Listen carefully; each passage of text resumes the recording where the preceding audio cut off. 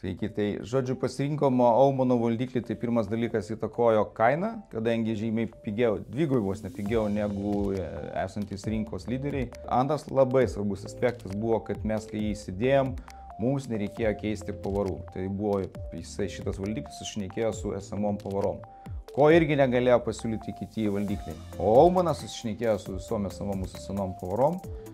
Aišku, dar vienas privalumas yra tas, kad jisai turi tiesioginį ryšį per internetą, mes galime matyti duomenis, o administratorius netgi valdyti.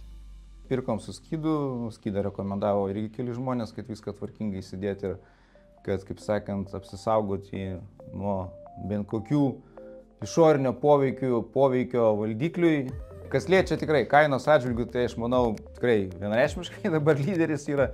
Ir kitas dalykas - lankstumas. Lankstumas tai jisai gali sušnekėti su jūsų esamam pavarom ir jutikliais. Mano nuomonė, tai kol kas šiandien pats stipriausias ir reikšmingiausias jo privalumas.